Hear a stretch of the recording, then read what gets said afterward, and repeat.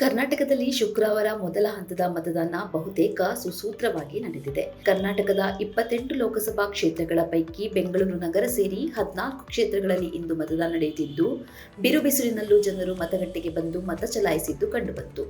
94 ವರ್ಷದ ಹಿರಿಯ ನಾಗರಿಕ ಹಾಗೂ ನಿವೃತ್ತ ಏರ್ ಮಾರ್ಷಲ್ ಪಿ.ವಿ. ಅಯ್ಯರ್ ಅವರು ಬೆಂಗಳೂರಿನ ಮತಗಟ್ಟೆಗೆ ಬಂದು ಮತ ಚಲಾಯಿಸಿದ್ದು ವಿಶೇಷವಾಗಿತ್ತು. ಹೋಗಿ ವೋಟ್ ಮಾಡಿ ಅವರ ಹೆಮ್ಮೆಯಿಂದ ಹೇಳಿ ನಾನು ವೋಟ್ ಮಾಡಿದ್ದೇನೆ, ಕರ್ತವ್ಯವನ್ನು ಮಾಡಿದ್ದೇನೆ. ಕೇಂದ್ರ ಹಣಕಾಸು ಸಚಿವೆ ನಿರ್ಮಲಾ ಸೀತಾರಾಮನ್ ಅವರು ಬೆಂಗಳೂರಿನ ಬಿಇಎಸ್ ಕಾಲೇಜು ಮತಗಟ್ಟೆಯಲ್ಲಿ ಮತ ಚಲಾಯಿಸಿದರು.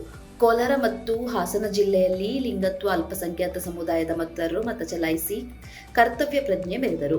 Team India head coach Rahul Dravid ಅವರು ಬೆಂಗಳೂರಿನಲ್ಲಿ ಮತ ಚಲಾಯಿಸಿದ್ದು, ಎಲ್ಲರೂ ಬಂದು ಮತದಾನ ಮಾಡಿ ಪ್ರಜಾಪ್ರಭುತ್ವವನ್ನು ಮುಂದೆ ತರುವ ಒಳ್ಳೆಯ ಅವಕಾಶ ಇದು ಎಂದರು. ಮುಖ್ಯ ಚುನಾವಣಾಧಿಕಾರಿ ಮನೋಜ್ ಕುಮಾರ್ ಮೀನಾ ಅವರು ಬೆಂಗಳೂರಿನ ಉತ್ತರ ಲೋಕಸಭಾ ವ್ಯಾಪ್ತಿಯ ಜಕ್ಕೂರಿನ ಮಾದರಿ ಹಿರಿಯ ಪ್ರಾಥಮಿಕ ಶಾಲೆಯಲ್ಲಿ ಮತ ಚಲಾಯಿಸಿದರು. ಬಿಬಿಎಂಪಿಯ ಮುಖ್ಯ ಆಯುಕ್ತ ತುಷಾರ್ ಗಿರಿನಾಥ್ ಹಾಗೂ ಪತ್ನಿ ಮನಿಕಾ ಗಿರಿನಾಥ್ ಅವರು ಜಕ್ಕೂರು ಮಾದರಿ ಪ್ರಾಥಮಿಕ ಶಾಲೆಯಲ್ಲಿ ಮತ ಚಲಾಯಿಸಿದರು. ಬೆಂಗಳೂರಿನ ಮತಗಟ್ಟೆಯಲ್ಲಿ ನಟ ಪ್ರಕಾಶ್ ರಾಜ್, ಚುನಾವಣಾ ರಾಯಭಾರಿಯಾಗಿ ಕಾರ್ಯನಿರ್ವಹಿಸಿದ ನಟ ರಮೇಶ್ ಅರವಿಂದ್ ಅವರು ಪದ್ಮನಾಭನಗರದ ಬಿಎನ್ಎಂ ಶಾಲೆಯ ಮತಗಟ್ಟೆಯಲ್ಲಿ ಮತ ಚಲಾಯಿಸಿದರು.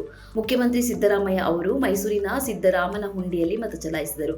ಮಾಜಿ ಪ್ರಧಾನಿ ದೇವೇಗೌಡ ಅವರ ಪತ್ನಿ ಚಿನ್ನಮ್ಮ ಅವರೊಂದಿಗೆ ಹೊಳೆನರಸೀಪುರ ತಾಲೂಕಿನ ಪಡುವಲಹಿಪ್ಪೆಗೆಯಲ್ಲಿ ಮತ ಚಲಾಯಿಸಿದರು.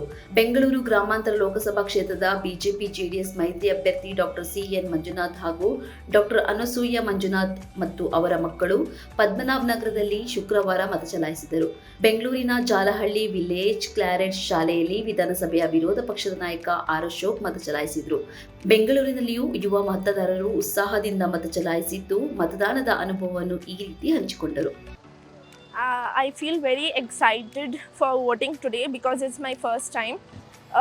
As I'm an Indian, it's our responsibility because it's our country and it's our vote. So every vote counts. ನಾನು ಫಸ್ಟ್ ಟೈಮ್ MP ಎಲೆಕ್ಷನ್ಗೆ ವೋಟ್ ಹಾಕ್ತಿದ್ದೀನಿ.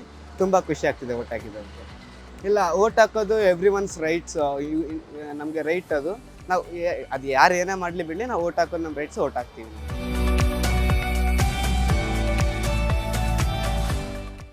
ಹೆಚ್ಚಿನ ಸುದ್ದಿ ಅಪ್ಡೇಟ್ಗೆ ಈಗಲೇ the federal Karnataka YouTube page ಅನ್ನು ಸಬ್ಸ್ಕ್ರೈಬ್ ಮಾಡಿ.